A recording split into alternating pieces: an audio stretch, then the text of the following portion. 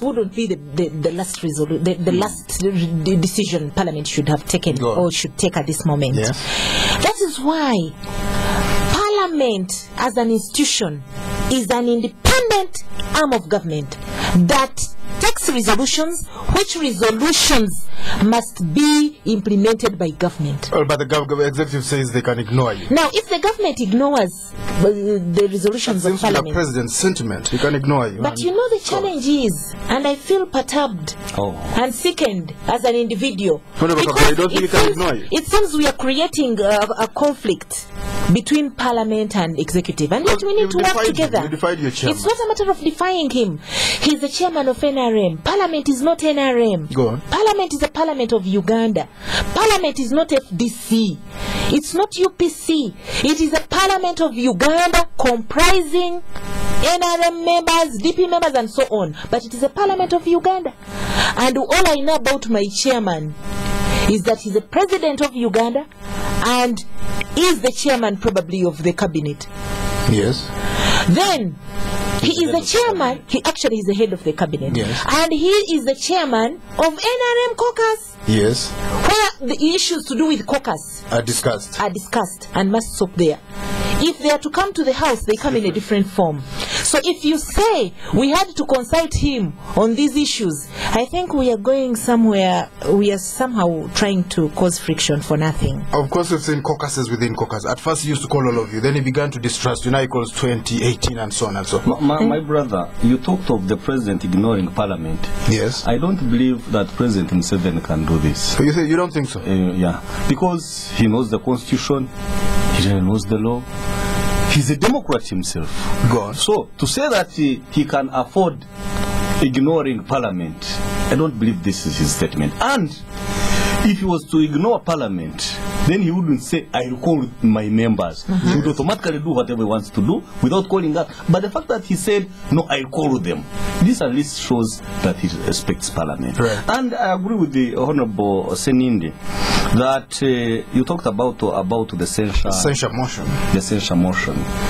It's a process leading to that. It wouldn't be the best. This is why many of us who had... What do you mean it would be the best? You want these men to stay in their offices? No. Wait a moment. This is why most of us yesterday who spoke, who had a chance to speak, we said it would be very good and prudent for the mentioned ministers. We are not saying that they are guilty, by the way. We are just suspecting to step aside. Yes. I believe the next question you will say, now supposing these people don't step aside. Go on. I can read your mind now. Now, if they don't step aside and ignore the resolution, and it's a request, and you can't resolve on their behalf. You can only censure them. You can't command them to leave. The good thing the Constitution provides for that, and Parliament can still do it can take its decision. If Parliament feels probably what we have passed has been rejected or has been ignored, we still have that leeway. Let's talk about the censure motion. Go to that. No, wait. Somebody's gathering signatures already. Wait a moment. I have not seen that Wait a moment. These people mentioned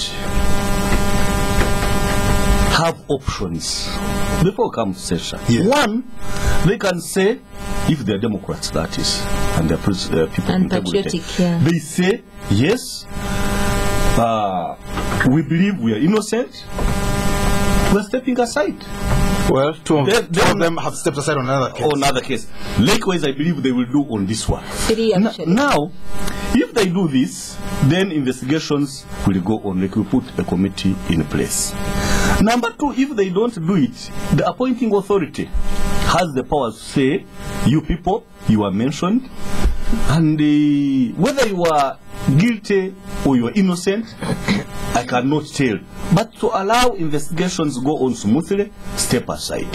Essentially, the president said he respects that decision for them to step aside. Now, in Egypt, they rejected a minister's resignation. Museveni says, let them go. In the event that these people have failed to utilize the two options, I believe Parliament will have no option but to move to apply 118. Well, the process already in place. What you are talking about, that people are gathering signatures. This one I'm not aware.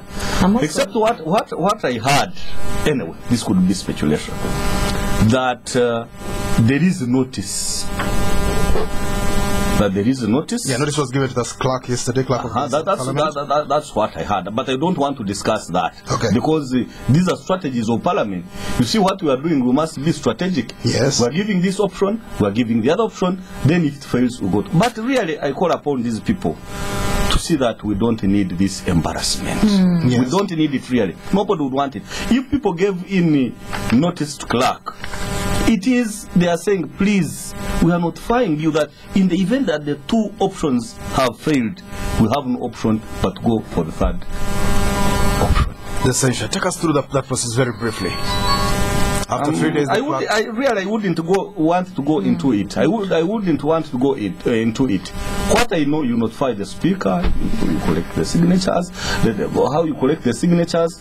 The clerk parliament will ask the sergeant at arms to put up all the names and the members sign against their names like that. But wouldn't want to go into that really. Wouldn't want to go into that. Because we still, the two options are still open anyway. Why should we discuss? How much time do they have? 90 days? Let us not go into that really. They know. These members being talked about, they know. Members of parliament know. When time comes to that, all right, we shall come here. If you invite us, we come here. Let's hear from our listeners. This is Spectrum on Radio 1 tonight. The aftermath of the debate on the oil and gas sector. How important are the resolutions taken? Also, how do the events of the two-day debate reflect on Parliament? We'll be opening the lines very, very shortly. You can get ready in the meantime. Our numbers 0414 348 111 0312 260 390 0312 261 390. Our guests in the studio tonight, Honorable Rosemary Seninde, Wakiso District Woman MP, and Honorable Stephen Kasaija Kagwera, Burahya County MP. When you call in, please switch off your radio, walk away from it, and tell us your name and where you are calling from. Spectrum. Hello. Yes, sir. Edmond, good evening. Good evening, your name? I want to thank you for hosting those patriotic Ugandans in your studio. Your name, sir? My name is Jimmy. Jimmy. I'm calling from Bunga. Yes. One, what they are doing is a great service to the country, to the future of this country. We are a young generation of leaders. They should have the confidence that the people whom they are trying to have out of the way, who have messed up things, are generations ahead of them in age, and their time is actually expiring. Let them have the confidence. Future posterity will judge them rightly. They are on the right course. I thank them. God bless them. Spectrum, hello? Yes. Your name? Max. Yes. You see, the gentlemen are being too much of humble for handling this process. You see, what we want is a faster and efficient process. Why? Now, if you are being shy to censor these ministers, secondly, one parliamentary came up with a suggestion that let us make a law, immediately make a law that handles a speedy process of these people facing the law, and we see the solution, how we recover these gains or find them guilty. Why are you slow? Thank you. Spectrum, hello?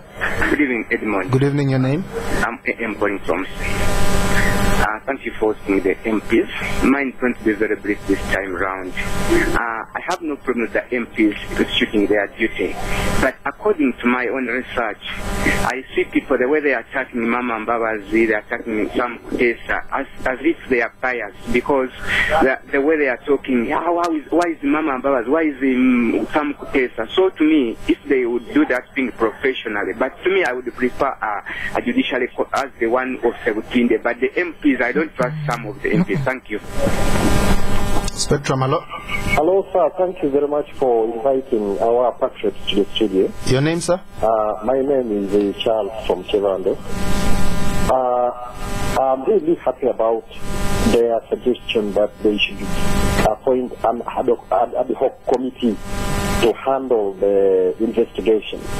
And I would also like to encourage them to seek support from the Scotland Yard in the UK, especially when it comes to investigating those banks where the accounts were loaded in.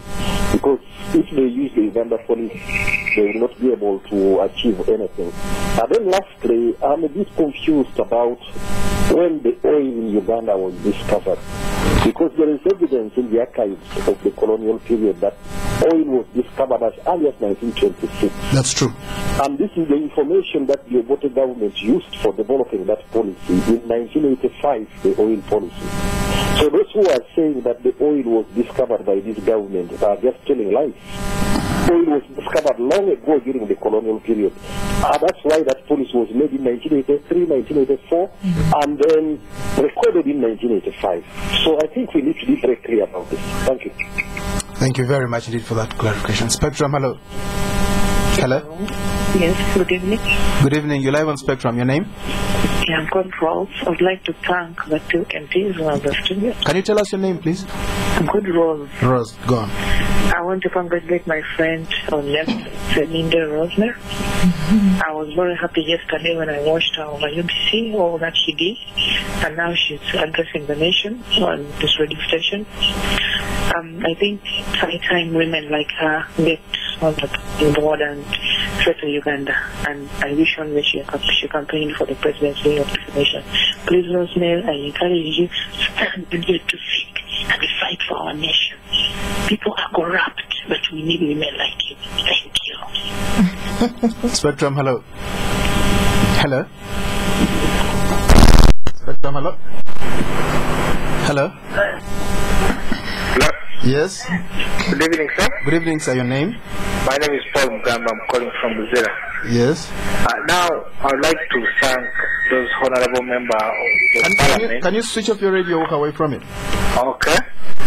I'd like to thank those honorable members of parliament for the great work they have done. Actually, yesterday was a landmark in the history of this country. But my prayer is that they should, I don't know whether they are going to sustain that kind of spirit, because I know immediately after this, they are going to be under a lot of pressure from the government, our operatives and so on and so forth. So there is need to sustain the pressure. And then, much as they are fighting corruption, they need to look at the president. I think the president has a lot to do, because these are his ministers. There is a lot of corruption under him. A lot of projects are failing under him. I think there is also a point or two in as far as our president is concerned. He should be looked at. You remember the Basaja Valava, 140 billion. His signature came up, but they said it was a forgery, which was also not proved. There is something that needs to be looked at the president. Thank you. All right, let's get back to the studio. Let's hear from one more caller. Spectrum, hello. Good evening. Good evening. Your name? I'm James from Mutungo. Yes, James. I those guys, and it is good. One good thing that has been said about this thing is that it was a bipartisan effort. You know, that's the goodness about it, and the hope. But I have a problem with the way the MPs behave. It was like a village. It's okay. We'll take that. We'll not accept that language here tonight. We don't normally accept that language. Honorable Kagwera. You had the questions, the comments. Okay. Oh, really? We thank those people who have thanked the Parliament. They have not thanked us as individuals who are here, but they are thanking the Parliament of Uganda. Really, many of their contributions are complimentary. That Jimmy, we are doing a good service to this country. We must fight for future posterity. This is correct, and history will judge us. The other gentleman, the one who said number two, the one who said that we are humble and we are moving slowly. Really, what my friend should understand is that Parliament is the custodian of the law of this country. Yes. So we cannot behave as if we are having kangaroo courts. There is a process, which process we cannot jump over. You have been asking about the censure process. It is a long process. Yes. So what we are doing, there is no hurry really. The oil is here, Parliament is here, everyone is people here. are taking their bribes. People are taking, and they're also here. So there is no hurry. Let us follow the law to the letter.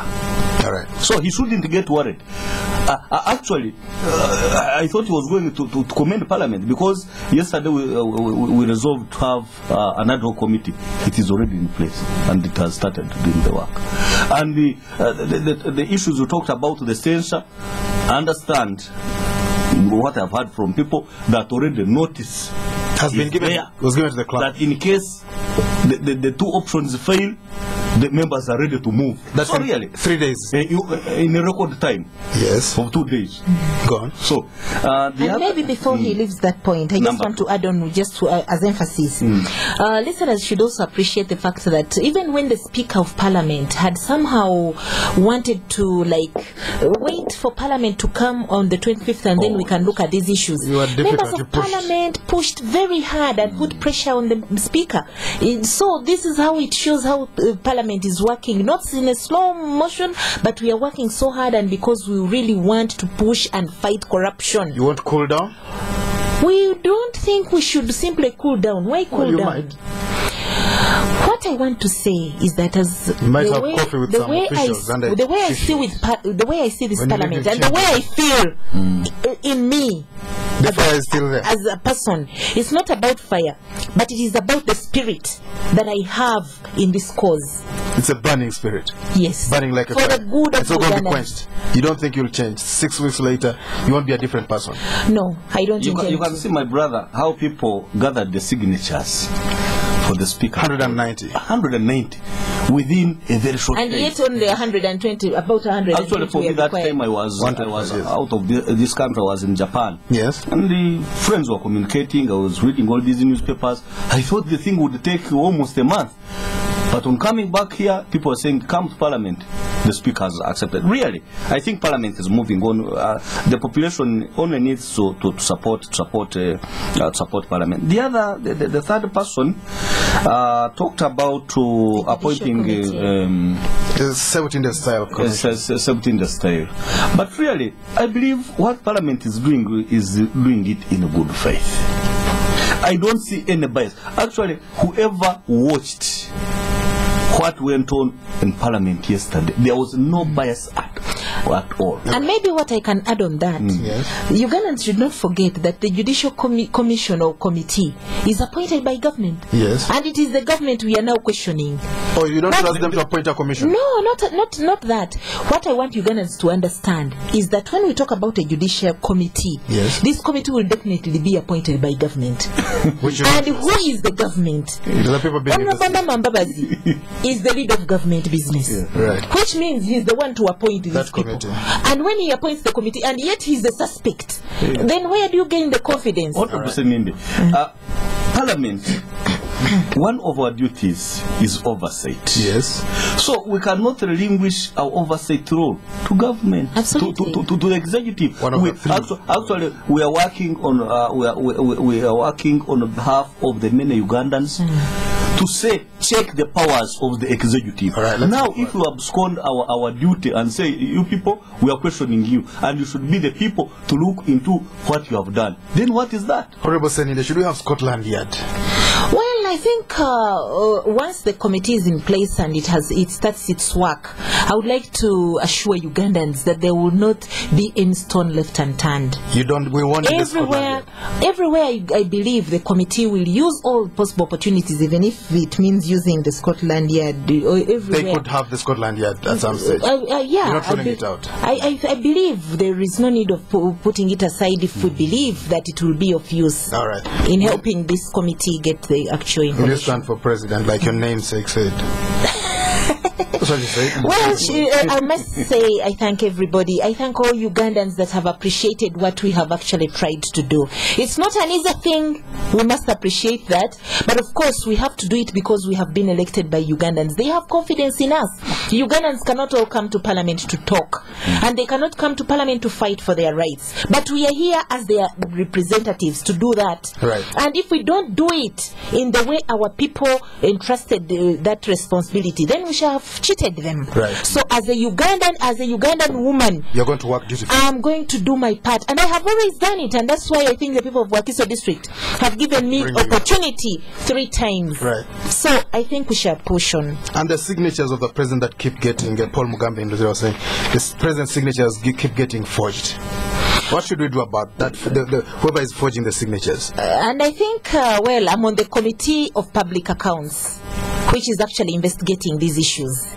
We have actually come across that problem, yes, that signatures of the president were forged. And as a Committee of Parliament, we are also investigating that, and we shall investigate up to the president. Oh. We have already put it in our program. Explain what you would do. Well, we want him to deny the signature. He's already said that. But he has not said it to us as a committee. Right. We are just reading about it. So we want to hear it from the host's mouth. And the other things about State House, strange things are happening. Their money meant for cabbages is being stolen. Okello House, they took some money just like that the other day. Will you go into that as well? Yeah. Those issues are there. Money for tomatoes and cabbages. This is why one person called in and said that there is dirt under the presidency. Paul Mugambe. Yes. I agree with him. Of course, being a president, there are many things around him. And this is why we would like to move. It's a big office. It's a big office. This is why we would like to move. To help the president. And to help him clean. And I'm very happy, my brother, that the petitioners, out of the 5, I think, it is only one who is in the opposition. So NRM as a party, you've taken things. This time NRM is doing its work, and people must have confidence in NRM. This is why the lead petitioner, Sechikubo, is NRM. So really, I think people have called in, and one called in and said. When was oil discovered? I think it's around 1920? 26 actually. 26, around that. So, it was an act done by Obote in 1985. It is not true for anybody to say that he or she is the one who discovered the oil. The people who discovered it died along. We can only thank God who gave oil to us. We have to go. And utilize it. Anyway, the issue of who discovered it is not an issue. Okay. The issue is to utilize it. We have to go.